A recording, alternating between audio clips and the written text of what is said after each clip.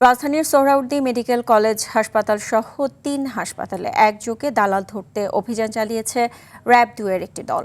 সকালে নির্বাহী ম্যাজিস্ট্রেটের নেতৃত্বে অভিযান চালিয়ে দালাল চক্রের ১১ জনকে আটক করা হয়। তাদের বিরুদ্ধে সরকারি হাসপাতাল থেকে রোগী ভাগিয়ে বিভিন্ন বেসরকারি হাসপাতাল বা ক্লিনিকে পাঠিয়ে মোটা অঙ্কের টাকা হাতিয়ে নেওয়ার অভিযোগ রয়েছে।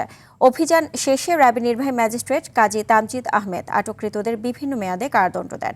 রোগীদের ভাগিয়ে যেসব ভুঁইফোর ক্লিনিকে পাঠানো হয় সেগুলোর বিরুদ্ধেও ব্যবস্থা নেওয়া হবে বলে জানান তিনি।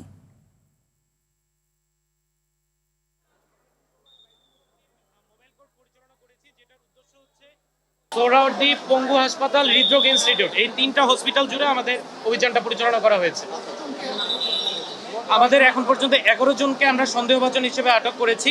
দালাল চক্রের প্রলোভনে পা না দিয়ে সরাসরি হাসপাতাল প্রশাসনের মাধ্যমে আপনাদের সেবাটা নিশ্চিত করবেন। শেরপুরের সীমান্ত দিয়ে বাংলাদেশে অবৈধভাবে অনুপ্রবেশের চেষ্টা ব্যর্থ করে দিয়েছে বিজিবি। সকালে ময়মনসিংহ বিজিবির অধীন সীমান্ত এলাকায় এ ঘটনা ঘটে। বিজিবি জানায়, শেরপুর সীমান্ত দিয়ে সকালে 2 ব্যক্তি বাংলাদেশে অবৈধভাবে প্রবেশের চেষ্টা করলে বিজিবির একটি টহল দল তাৎক্ষণিকভাবে সীমান্তবর্তী স্থানীয় জনগণের সহযোগিতায় তাদের অনুপ্রবেশের প্রচেষ্টা ব্যর্থ করে দেয়। এদিকে মেহেরপুরের নাজিরাকুনা সীমান্তে 10 ব্যক্তিকে পুষে নেওয়ার চেষ্টা করেছে বিএসএফ। বিজিবি ও স্থানীয়দের সহায়তায় অনুপ্রবেশের প্রচেষ্টা ব্যর্থ হয়।